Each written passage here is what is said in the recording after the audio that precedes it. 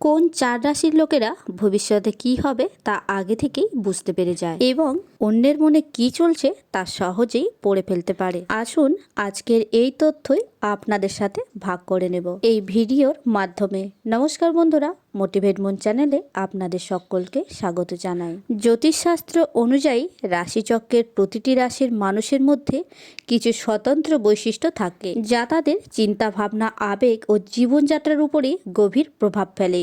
কেউ খুব বুদ্ধিমান ও তীক্ষ্ণ পর্যবেক্ষণশীল হন, কেউ অন্যদের অনুপ্রাণিত করতে পারে, আবার কেউ সহজেই মানুষের আবেগ অনুভব করতে পারে।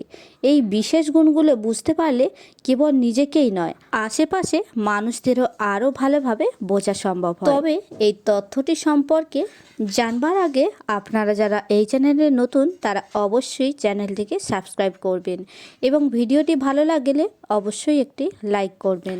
এবারে চলুন জেনে নেওয়া যাক যে সে তথ্যটি কী।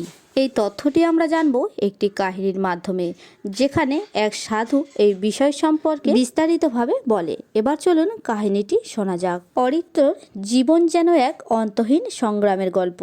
ছোটবেলায় থেকেই তার জীবনে বাধা বিপত্তি শেষ ছিল না। এক মধ্যবিত্ত পরিবারে জন্ম নেওয়া এই ছেলেটি খুবই মেধাবী ছিল, কিন্তু জীবনে কঠিন বাস্তবতা তাকে কখনো শান্তি দেয়নি। পড়াশোনার পেছনে সে নিজের সমস্ত মনোযোগ দিয়েছিল। পরিবারের স্বপ্ন ছিল সে বড় হয়ে একটি ভালো চাকরি করবে এবং সংসারের অভাব ঘোচাবে, কিন্তু বাস্তবতা ছিল ভিন্ন। বিশ্ববিদ্যালয় থেকে স্নাতক শেষ করার পর একটার পর একটা চাকরির ইন্টারভিউ দিতে লাগলো, কিন্তু কোথাও সফল হতে পারলো না। বন্ধুদের যখন একে একে সব চাকরি হয়ে গেছে, সংসার গুছিয়ে নিচ্ছে, তখনও অরিত্র জীবন খুবই হতাশার বৃত্তে আবদ্ধ হয়ে পড়েছিল। আত্মীয় স্বজনদের প্রশ্নবাণ ও বাবা মায়ের কপালে চিন্তার ভাঁজ, আর নিজের মনের ভিতরে জমে থাকা অসহায়ত্ব, সব মিলিয়ে তার মনের অবস্থা শোচনীয় হয়ে উঠেছিল। সময় গড়িয়ে যাচ্ছিল, কিন্তু কোনো আশার আলো দেখা যাচ্ছিল না। যতবার সে নতুন উদ্যমের চেষ্টা করত, ততবারই ভাগ্য তাকে এক ধাক্কায় পিছনে ফেলে দিত। অনেক চেষ্টা করেও ভালো কোনো সুযোগ আসছিল না। দিনে দিনে আত্মবিশ্বাসও কমে যাচ্ছিল। মনে হচ্ছিল যেন ভাগ্য তার সঙ্গে নিষ্ঠুর খেলায় মেতে উঠেছে। এমনকি তার মনে হতে লাগলো হয়তো সে সত্যিই কোনো বড় ভুল করে ফেলেছে, যার কারণে জীবন তার প্রতি এত কঠোর হয়ে উঠেছে। একদিন এক আত্মীয়ের পরামর্শে সে এক নামকরা জ্যোতিষীর কাছে যায়। লোকটিকে নিয়ে প্রচুর কাহিনী শোনা যায়। তিনি নাকি ভবিষ্যৎ বলে দিতে পারেন, আর তার কথাগুলো মানুষের জীবনে সত্যি হয়ে যায়। অরিত্র কখনো জ্যোতিষশাস্ত্রকে খুব একটা গুরুত্ব দেয়নি, তবে জীবনের এই দুঃসময় তাকে সব কিছু বিশ্বাস করতে বাধ্য করেছিল। অরিত্রের মনে তখন একটি প্রশ্ন ঘুরপাক খাচ্ছিল, এত পরিশ্রম করেও কেন সে সফল হতে পারছে না? তার কি সত্যিই কোনো ভবিষ্যৎ আছে? জ্যোতিষীর ঘরে ঢুকতেই তিনি এক ঝলক তাকিয়ে অরিত্রকে বললেন, তুমি তো মকর রাশির জাতক, তাই না? অরিত্র কিছুটা অবাক হয়ে মাথা নাড়ল। হ্যাঁ, ঠিক বলেছেন।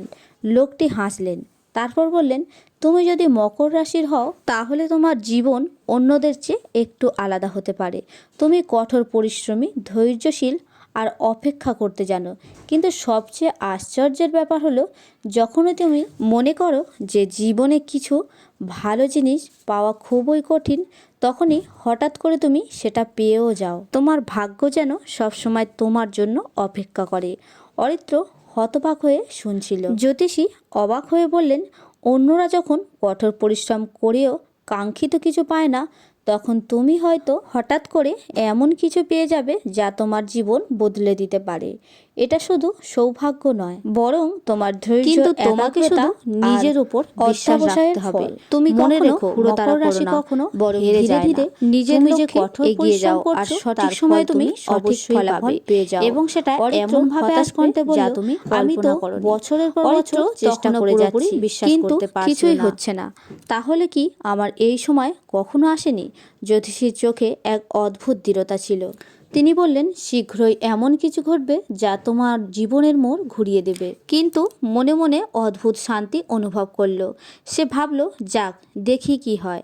পরের কয়েকদিন সব কিছু আগের মতোই চলছিল, কিন্তু ঠিক এক সপ্তাহ পর একটি ফোন কল এলো। এক আন্তর্জাতিক সংস্থার প্রতিনিধি তাকে ইন্টারভিউর জন্য ডাকলেন। অবাক করা বিষয় হলো এই সংস্থায় সে কখনো আবেদন করেনি। সন্দেহ আর দ্বিধার মাঝেই সে ইন্টারভিউ দিল, কিন্তু আশ্চর্যের বিষয় তারা তাকে সরাসরি একটি উচ্চতা এক চাকরি অফার দিল। অরিত্রের বিশ্বাস হচ্ছিল না। এতদিন যেখানে সে শত শত আবেদন করেও কিছু পাচ্ছিল না, সেখানে বিনা চেষ্টায় হঠাৎ করে এমন চাকরিটা পাওয়ার পর সে জ্যোতিষীর কথাগুলো মনে করলো। সত্যিই তো, যখন সে মনে করছিল কিছুই হবে না, তখনই তার ভাগ্যর দরজায় কড়া নাড়ল।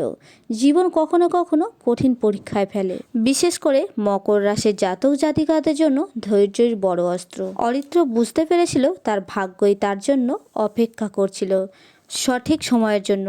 সে এখন আত্মবিশ্বাসী। সে জানে জীবনে যতই বাধা আসুক না কেন, ধৈর্য হারালে চলবে না, কারণ প্রকৃতি নিজেই তার জন্য সব কিছু ঠিক করে রেখেছে।